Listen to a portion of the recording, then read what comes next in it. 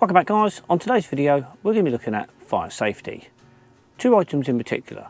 One, the safety fire stick, and two, smoke detectors. First off, let's start with the fire stick. Unlike a traditional fire extinguisher which needs to be serviced, etc., it's got sort of gases in it and everything else, it can sort of discharge itself and all this sort of stuff. You don't have that problem with a fire stick. With these items, they are shelf life of 15 years, discharge time is between 50 and 100 seconds. They're considerably lighter at only 215 grams rather than sort of 1 or 2 kilos of a traditional fire extinguisher.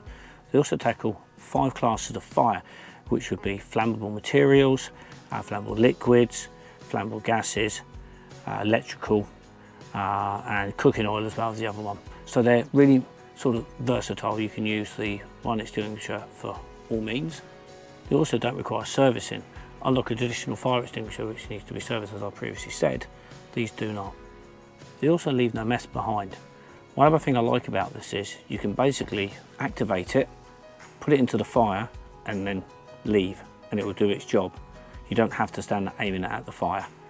Also, additionally to that, with a traditional fire extinguisher, if you aim the nozzle at the fire, you get a kind of a flashback that occurs. You don't get that with this either. So it's a far safer product to use to put the fire out in the first place. When I first saw these up at the NEC, it was a product that I thought to myself, absolutely have to have.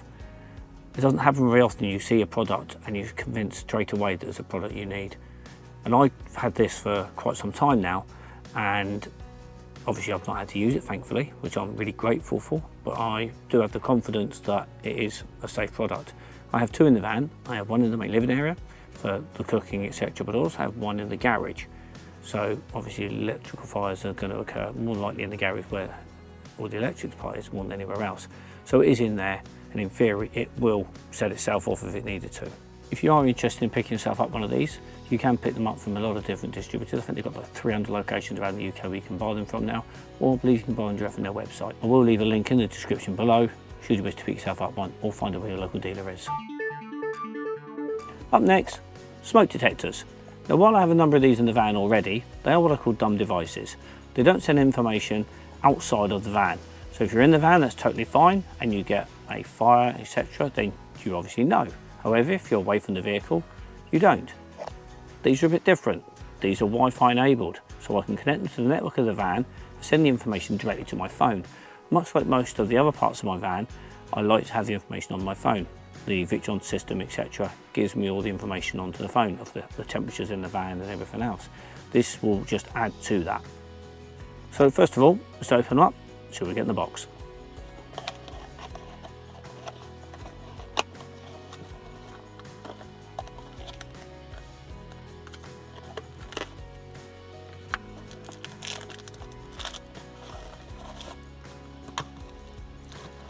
Rightio, so here's the main unit. Got our fixings, instruction manual, and that looks like a thank you. Well, there's the battery in the back. There's our mounting bracket, which are the screws provided, so we'll fix that up into place. Right, let's have a look at the instructions, shall we? So inside the book, there's the 2 QR codes, Google and Apple. That's where we go to get the app. So I'm just going to do that and add it to the phone. There we go. We have the Access Home Security. Install it. 87 meg. That's quite a big old app, to be fair. Downloaded fairly quickly. Installed fairly quickly. Just open the app. Now I've got to generate an account. Add the smoke alarm. It is the Wi-Fi smoke alarm. Gonna call it living.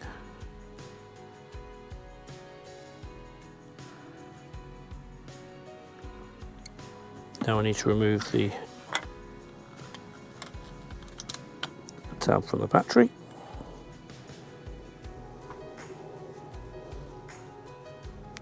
And we will add in custom location, van living area.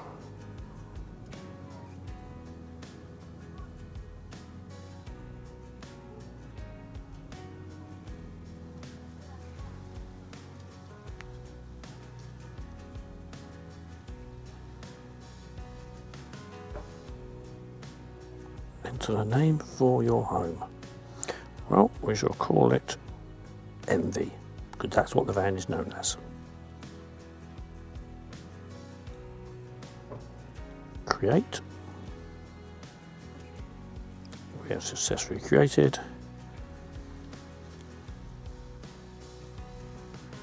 Next. There is a button on the side. Oh, here we go. So press and hold for 5 seconds until the LED starts flashing blue. Flashing blue. This does only work on 2.4. Doesn't work on 5.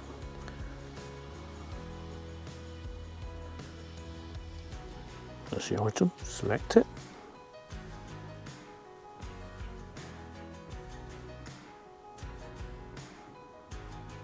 Okay, I've entered in the password details for the Wi-Fi.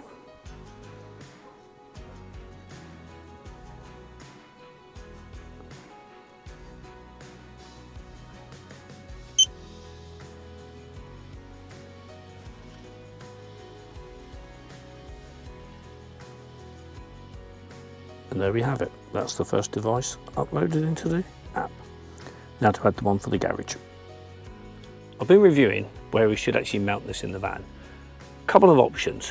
One is over the sink. Maybe up under here somewhere would be a good place. I was looking up this area here, but it kind of gets in the way with the controller for the Max Air, so that's not really an option. Under there possibly is an option because the diesel heater is actually in the area underneath the sink. The other option is on this side. Now here's the cook station. Here is our current carbon monoxide alarm. And we've got our river heat sensor up here. I'm looking at mounting it potentially up here. Now we do cook in this area here, and we do have the kettle normally here. But with that, the Max Air fan that's over here is generally on, and it's drawing the heat kind of away that sort of direction. So I'm kind of thinking this is probably the better place to put it because it's not going to obstruct with anything at all, and it's kind of out of the way. So I think that's where it's going to go.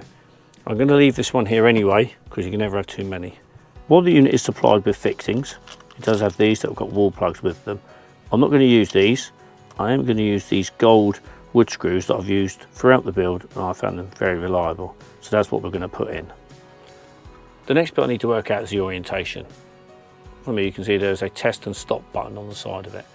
Now, I don't really want it out like so. I'll probably want it more this way around so you can get to it, but you don't end up pressing it by accident. I'm thinking that's kind of the best way because the curtain does pull underneath here and I don't want to start hitting it and such like. So I'm going to make it so that the button is on the inside. On the back, you've got the 3 little lugs which line up with the base plate. So I've just got to put these together, work out where they're going to go. So like so, and then there we go, get it shot, there we go, like that, and then it twists in and locks into place. So that's kind of where it would be. So based off of that, if I rotate that like so, so that is the position I want it in. If I remove the, and that's the angle in which I need to put the unit up there, so it fits like so.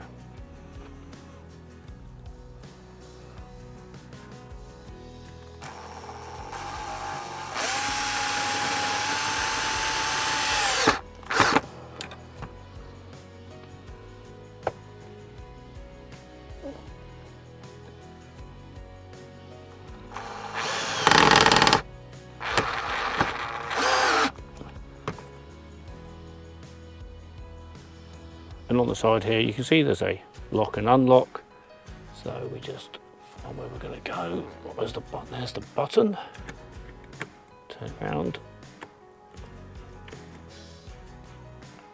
And that's it locked into place.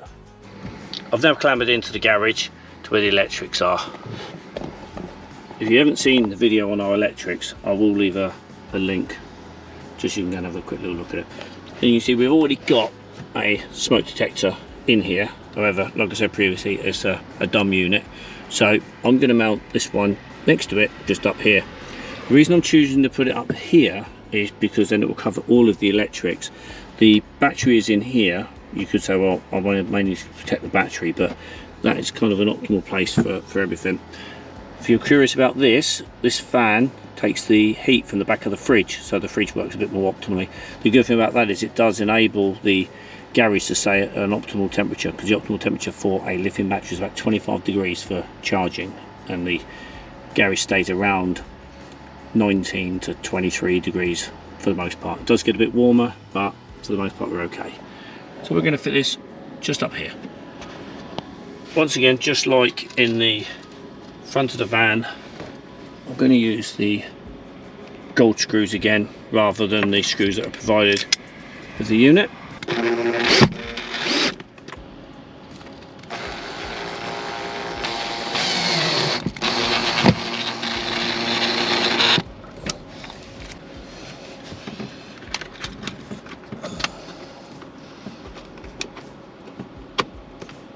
And there it is in place.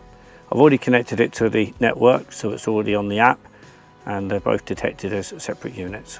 One thing to bear in mind when you are setting it up, make sure that both your phone and the smoke detector are on the same network, otherwise it just will not detect it. And there we have it. That is the Wi-Fi smoke detector added to the van. It's going to make a nice addition. Hopefully I never have to use it. I will leave links in the description to the smoke detector should you wish to pick yourself up one. If you do have any questions or comments, please do leave them below. And of course, if you did enjoy the video, please do hit the like button. It really does help. Also, don't forget the subscribe button and notification bell to hear when the next video goes live. See you in the next video.